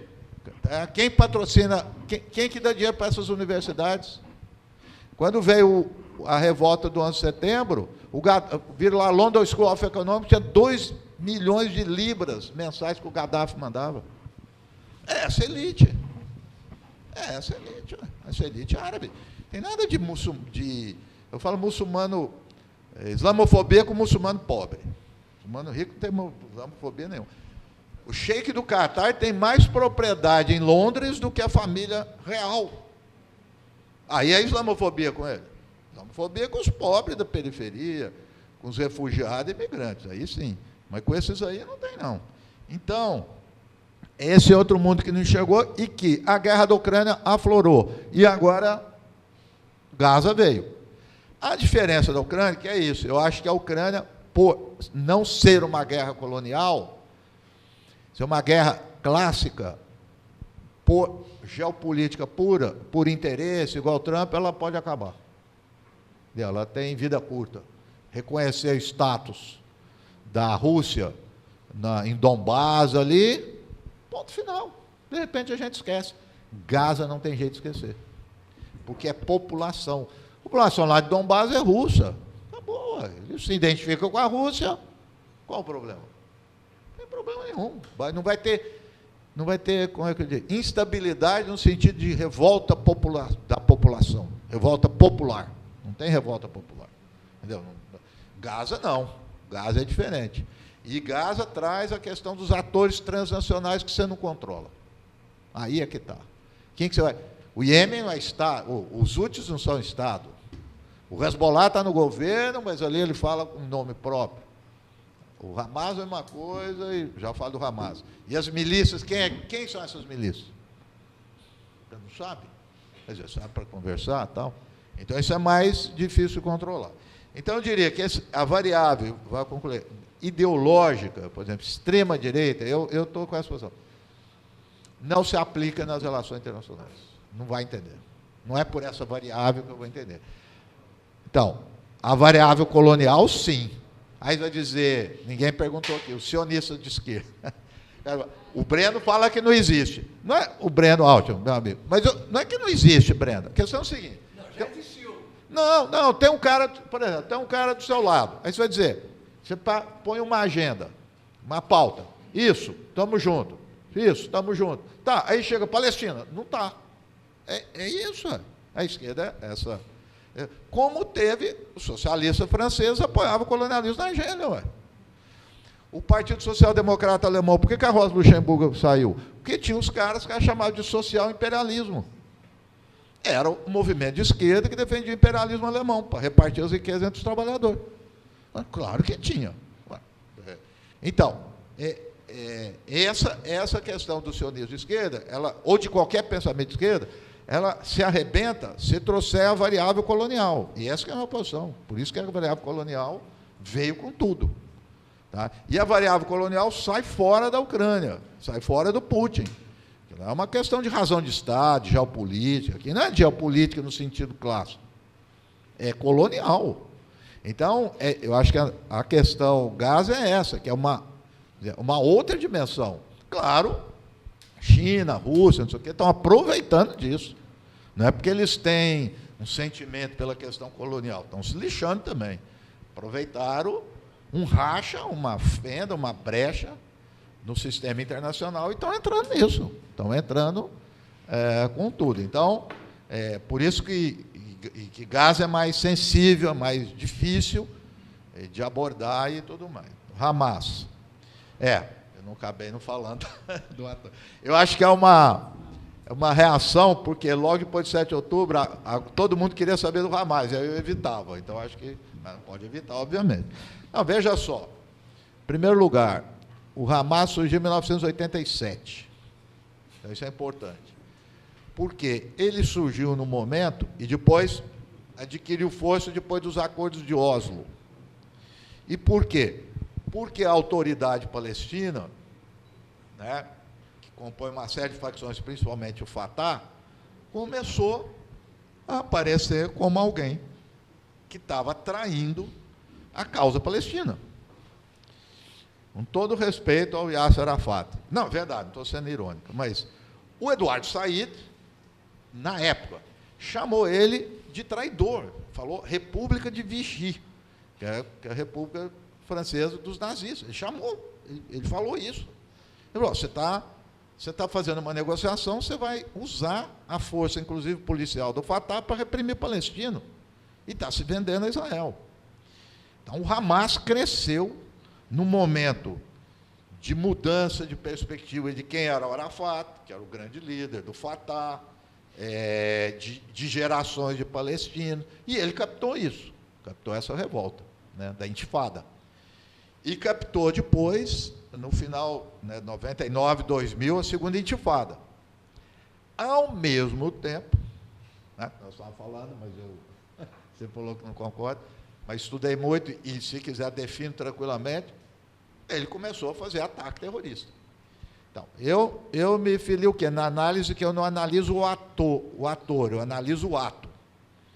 Hamas, você não pode definir o Hamas como um ator terrorista, mas o Hamas, no passado, fez terrorismo. Explodir um café é terrorismo, não tem o que falar, é impossível. Agora, era uma entidade filantrópica, cresceu com isso, como as entidades filantrópicas na América Latina religiosas, como em qualquer outro lugar. Ele cresceu nisso. Ao que tudo indica, na sua origem, financiado por Israel, com certeza. E por quê? Porque estava num momento, como no Afeganistão, que a ideia era se opor à esquerda. Então, o Ronald Reagan estava com os talibãs. Desculpa, não tinha o nome talibã, mas era um nome romântico, mujahedins, era mais romântico. Os mujahedins, guerrilheiros, era romântico. Então, estava com os mujahedins. Por quê? Ele dizia, porque é contra o materialismo, contra os ateus. Então veio naquele momento. Obviamente, e depois isso não é fato. O blowback, que você falou do Estado Islâmico, né? Então, o Hamas vem nisso. Quando houve quase guerra civil lá entre o Hamas e o Fatah, O Robert Fisk, que era um grande jornalista, admirava, muito sagaz, ele estava cobrindo a guerra, um cara do Fatah chamou o Robert Fisk para entrar na casa dele, falou, o que os caras do Hamas estão fazendo? Mandando foguete aqui. Aí ele olhou, tá, ele foi lavar a mão, na hora que ele olhou, torneira de ouro. O cara era da autoridade palestina, fez uma matéria sobre o roubo, e não sobre o míssil. Então, o Hamas cresceu nisso. Fora dos momentos de confronto, a legitimidade do Hamas cai. Eu tenho um bar, restaurante lá em São Paulo, que eu convivo com os palestinos. Quando o Hamas não está no auge, eles xingam o Hamas. Quando tem a crise, eles elogiam o Hamas. Eu lembrei, os mais velhos, o seriado do Roque Santeiro. Não, do outro, que era o Tarcísio. Tinha o Mezinho do Jegue, como é que chama? Das Cajazeiras. Lá. Bem Amado. Tinha o Mezinho do Jegue. O Mezinho bebia, Odorico, desgraçado, estava São Vivo, Odorico. Eu falo para os palestinos. Então, o Hamas é assim, vai e volta, vai e volta. Agora, tem sentido o que eles estão fazendo. Por quê? Porque ele é o grupo que defende. Como é o Hezbollah. O Hezbollah, nesse momento, que é um grupo que defende o Líbano? É o Hezbollah. O Exército do Líbano é uma ficção. Não é uma piada, o Exército do Líbano. Então, quando há agressão ao Líbano, quem defende é o Hezbollah, de fato. Não sei se é bom, é ele que defende. O Hamas também, é o defensor. Veja só, foi 2018, foi um fato muito importante em Gaza. Pouca gente lembra desse fato, porque ele é muito significativo, 2018 e 2019. Uma série de organizações políticas em Gaza, fora do Hamas, política, nem do Jihad, nem nada, organizou a Marcha do Retorno, que eram todos caminhar para o cerco, e para forçar a saída, tal, de um jeito simbólico. Sem o Hamas. Ninguém deu um tiro, nem um foguete. Mataram 500 palestinos. E centenas com tiro no joelho. Tal, Médicos Sem Fronteira tem um relatório sobre isso. Era joelho, só articulação. Mão, propositadamente habilitar. Foram mortas 500 pessoas. Não teve um foguete do Hamas. Então, ele é significativo por isso, ou seja, não é o Hamas, entendeu? A questão de Israel fazer massacre, né? Porque quando foi feito isso. Então, o Hamas, por vezes, perde esse controle e tem sido muito mal avaliado na forma de administrar Gaza. Mas, hoje, ele é o ator mais importante. Não é só em Gaza, na Cisjordânia também. As pesquisas que foram feitas na rua da Cisjordânia, acabou o Fatah. Fatah não existe mais, acabou. Fatah é uma série de... Porque eles têm essa estrutura governamental, então eles têm representação diplomática no mundo inteiro. Pessoas falam bem, se colocam bem, falam bem inglês, falam bem francês, tudo. Então eles aparecem nisso, mas na população não tem nada. Entendeu? Então, é a situação. Há uns cerca de 2 anos, nós fizemos um jogo de futebol com os palestinos, brasileiros, lá no Florestan Fernandes, na coisa do MST. Acabou lá, tal, fomos fazer um debate. Aí foi muito interessante, os refugiados. Olha como é que se prepara aqui também. As organizações políticas daqui acham que palestino, agora acho que eles até acham que tem um Hamas, é o Fatah. E aí, o pessoal lá do MST e tal começou a discursar e chamaram lá um cara para traduzir para o árabe. Aí eu não entendo árabe, entendo pouca coisa, mas na hora que ele falava, o cara falava 10 minutos, o tradutor punha 5. Aí eu chamei um amigo meu e falei, traduz esse negócio direito. Os caras estavam metendo pau na autoridade palestina, os palestinos, no Fatah, no Hamas, que não representa eles, que não sei o quê, E os de cá elogiando, achando que... Então, isso também tem a ver com essa coisa do governo Lula, tem a ver com esses movimentos, né? E tem um fator geracional. Entendeu? Esses jovens palestinos, não tem mais nada com o Yasser Arafat. É uma lembrança, ok, o cara existiu. Não representa mais. Então, falta um líder. Tem um líder, ele aparece na pesquisa de opinião, é sempre o mais votado, que é ele está preso em Israel, ele fala hebraico, prendeu na prisão, formou em direito, não tem acusação, coisa de atentado nem nada, eles não soltam ele em Israel, porque vai ser um perigo. Puta, eu esqueci o nome dele. Bom, enfim, depois eu posso mandar para você. É um cara que sempre aparece, um grande, e na cadeia, ele é uma referência. E ele não aparece. Então, há um problema de representatividade. Mas, nesse momento, pós 7 de outubro, o Hamas cresceu. Cresceu, quer dizer, claro, a estimativa, mais de metade deve ter morrido. Mas, pelo que Israel fez, não é nada. E eles vão se reconstituir tranquilamente, muito, muito bem. E a resistência militar dele está surpreendendo. Ninguém esperava um negócio desse, né? E com armas que eles fabricam, que pega de Israel, que leva para a oficina, tudo, e começam a fazer. Não sei o que os caras estão fazendo, é um negócio inacreditável, né? Então, vai ter que conviver com o Hamas. Esse é o dilema também. E o objetivo não é só do Netanyahu. É bom que se diga isso. De todo político israelense, a sociedade israelense é acabar com o Hamas. E aí vem a questão de Gaza, que você, né, falou, né? Não tenho a mínima ideia. Eu não sei o que vai fazer aquilo lá. Se vai reconstruir, quem que vai ser a autoridade política? Vai permitir que o Hamas participe? Se não permitir, não tem como governar. Ou seja, é um impasse e, portanto, claro que não é isso aí, mas o Trump está pegando, é que não tem projeto, não tem nada. O Biden não tem nada, você não sabe o que é. E a Kamala também, que chora pelas crianças, mas não tem projeto. Nenhum. E nem Israel. Nenhum político de Israel. Uns falam que vão mandar eles embora, porque começou a ter problema. Nós vamos expulsar para o Egito. O Egito já foi lá, acionou os Estados Unidos. Vai expulsar para a Jordânia, também não quer. Entendeu? E vai fazer o quê, então? Não tem ideia. Um impasse complicadíssimo. O movimento que teve em Israel ficou claramente que o objetivo era expulsar a população toda de Gaza. Sim. Foi jogar no Sinai. O Egito foi lá, falou. Não.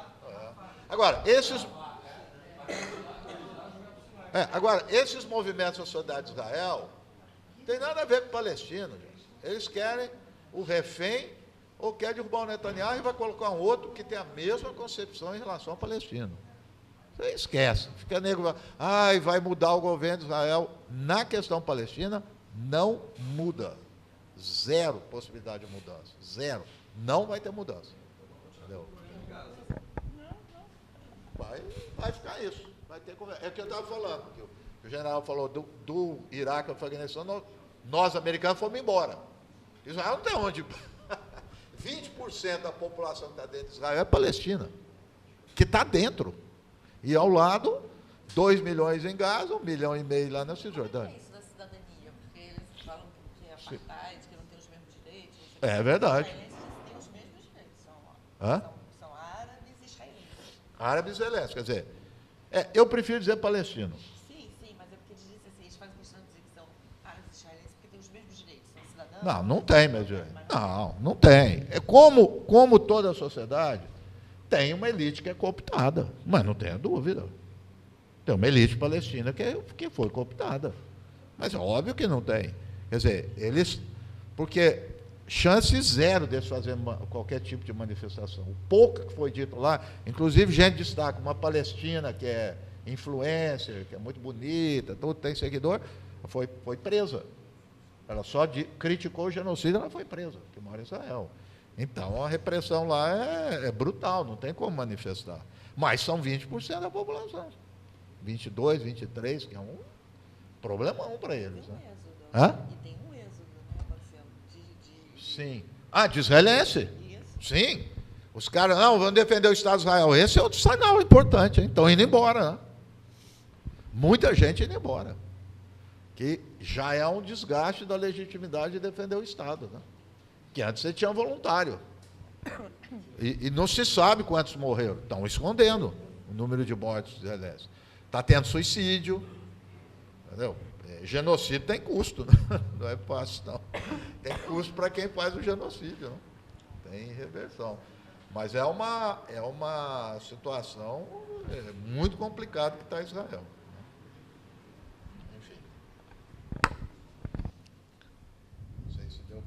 Deu. Alguma pergunta? Alguém mais quer perguntar? Não.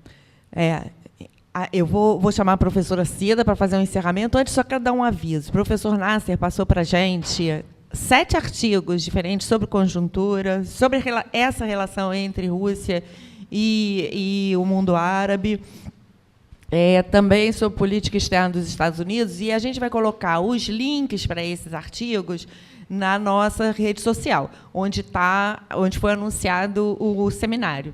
Tá? Então, quem tiver interesse, a gente vai colocar, são artigos que vocês podem ler e procurar e ler. E, por fim, eu queria falar para o professor Nasser, eu agradecer muito, porque o mundo árabe é esse mosaico, e eu achei muito interessante nessa conferência a sua perspectiva de classe. Porque, né? Então, não é a ideologia, não é o xiita e o sunita, não é o eixo da resistência, não, mas existe uma perspectiva de classe o tempo inteiro durante essa conferência. E isso foi muito, muito importante, porque compreender esse mosaico, né, ao longo do tempo não é fácil. Então, por isso mesmo, a gente vai deixar para depois a questão do BRICS, que aí o senhor já fica convidado para um próximo encontro, para a gente tratar de BRICS, Brasil e tudo, né, e poder discutir essa outra questão. Essa questão de árabe me toca pelo seguinte. O Celso Amorim, que eu respeito muito, fica com essa asneira de dizer a colônia árabe. A colônia árabe de São Paulo está se lixando para os palestinos. Tem nada a ver. Isso eu dou fatos. Não é? O colega, o Hassan, lá do Aljânia, quando entrou a lei, durante o Temer, uma nova lei de imigração, o pessoal de extrema-direita, já era esse anúncio, foi lá para a Avenida Paulista, que expulsa os islâmicos, tudo terrorista, tudo. Foi o Hassan, os cavaleiros da Távola Redonda, né? Mais 7 palestinos apanharam dos caras da polícia e foram presos. 2, o Hassan e o cara. Foram presos, difícil localizar, estava num DP do Jardim Paulista, não era periferia. Fomos lá, incomunicável. Eu fui com o advogado lá. E sangrando eles e o outro incomunicável. Aí chamamos a OAB. Aí juntou gente, veio polícia, confusão. Veio a OAB, depois de 6 horas, o advogado da OAB pôde ver o Hassan. E iria ser acusado de terrorismo, pela lei de terrorismo do Brasil. Bom, teve advogado, muita gente ajudou, Paulo Sérgio Pinheiro, fui lá, Paulo Sérgio Pinheiro assinou de punho como membro da ONU, comissão, atestando o Hassan, não sei o quê, Que entidade árabe ou islâmica estava lá? Nenhuma. Só brasileiro que é de esquerda. Não tinha ninguém. Quem arrumou foi o Paulinho Teixeira, deputado, que arrumou um excelente advogado, o outro fez isso, Paulo Sérgio Pinheiro. Saíram fora, ninguém queria saber, não. Então, e isso existe no mundo árabe também. Entendeu? Elite árabe não quer saber de palestinos. Isso é fato. Entendeu? Mas a ideologia cria essa imagem, quando convém, igual de islâmico. Quando convém, eles puxam essa imagem, os líderes que são islâmicos, são árabes. Né? Mas é relação de classe, mas não tenha dúvida. Entendeu? Ela, por vezes, claro, lógico, ela é ocultada, tenta se ocultar ao máximo isso, não tem dúvida nenhuma. Mas, volta e meia, ela aflora. Né? E os palestinos sentem isso, claramente. Eles sabem, é só conversar com os palestinos, eles sabem o que é árabe, não tem nada a ver com isso. Né? Então, é um pouco isso, a comunidade sírio-libanesa. Isso é uma bobagem. A comunidade é uma bobagem.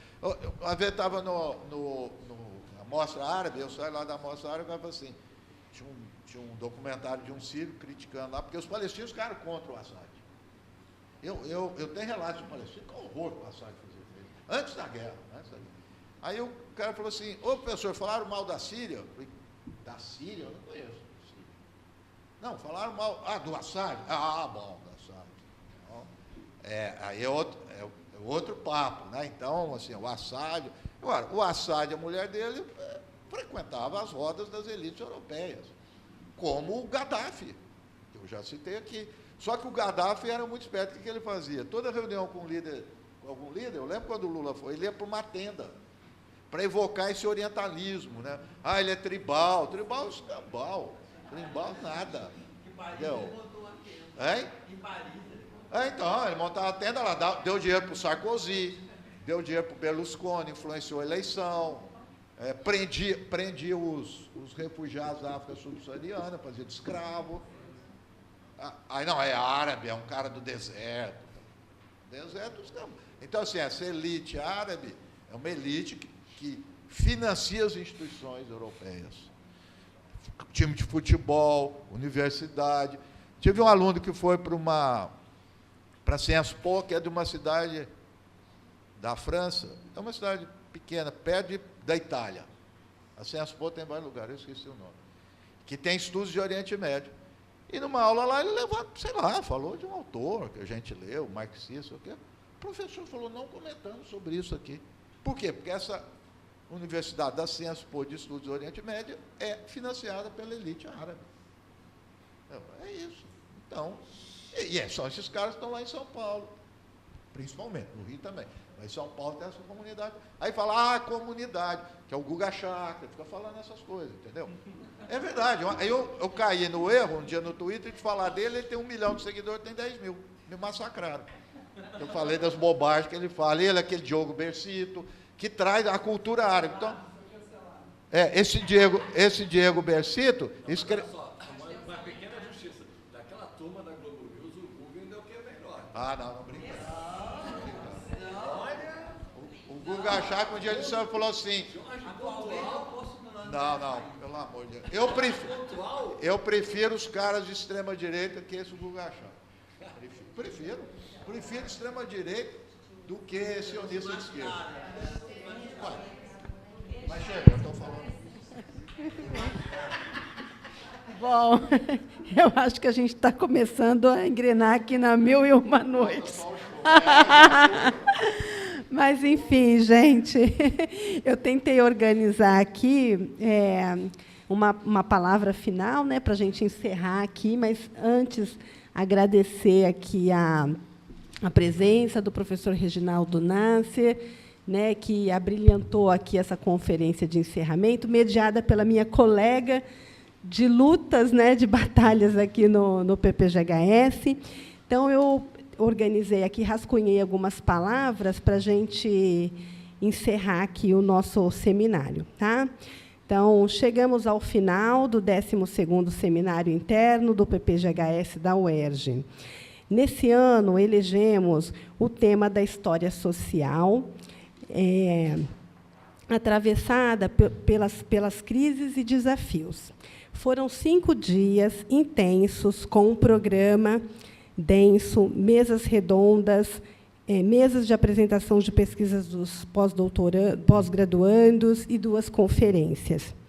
Discutimos as contradições do capitalismo, o neoliberalismo e suas formas de reprodução, guerras, mas também discutimos resistências, resiliências em diversas temporalidades. Sobretudo, problematizamos o papel do conhecimento científico e o nosso papel como professores. Esse seminário, que é o evento mais importante do nosso programa, está na sua 12ª edição, é uma aposta política e epistemológica, a qual dedicamos tempo e muito trabalho. Nesse ano, tivemos que lidar e compreender o movimento de ocupação decorrente do AEDA 38, que reorganizou os auxílios dos estudantes. Tivemos muitas dúvidas se o nosso evento aconteceria neste formato presencial. Mas, aos poucos, fomos nos mobilizando para que o seminário ocorresse nesse formato. O seminário interno só pôde ser realizado porque contou com muitas mãos. Por isso mesmo, não poderíamos deixar de expressar nossos agradecimentos a todos que compuseram a comissão organizadora. Professora Brenda, professor Gelson, professora Cristiane, professora Joana. Agradecemos também aos professores do PPGHS, que em um tempo recorde convidou professores debatedores, esteve ao longo da semana participando da programação. Agradecemos a presença dos palestrantes, dos conferencistas e debatedores. Agradecemos também a gestão da nossa Faculdade de Formação de Professores, da UERJ, constituída pela direção e pela chefia departamental, representado pelo nosso professor Rui. Agradecemos ainda os estudantes da ocupação, que foram sensíveis à manutenção desta atividade. Não poderíamos deixar de destacar, né, a participação dos pós-graduandos, que, compreendendo a necessidade de defesa e manutenção das atividades acadêmicas em situações de instabilidade institucional, abraçaram o evento e demonstraram a potência do PPGHS na FFP.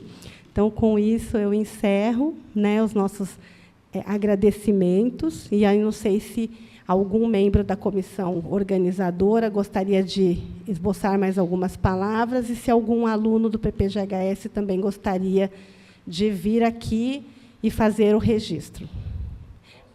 Pode vir, Felipe. Olá, já boa noite a todos e todas. É um prazer estar nesse programa. Eu estou no meu 2º ano de doutorado, eu entrei em 2023, embora esteja na UERJ desde 2012.2, foi graduação aqui. O mestrado eu fiz na educação, agora estou voltando para a história. E por que eu queria falar hoje, nesse momento? Porque foi a partir de uma mesa que eu assisti em 2022, seminário interno, que eu fiquei interessado no programa e voltei para a história. Então, fiquem atentos e percebam a potência desse seminário. Então, se eu estou aqui hoje, eu voltei para a história, porque eu ouvi uma mesa num seminário interno. Então, era isso que eu queria dizer, a potência desse seminário, como podemos congregar novos estudantes a partir de um seminário como esse, que é o meu caso, eu estou aqui por conta disso. Então, muito obrigado, professores, obrigado a todos. É só isso.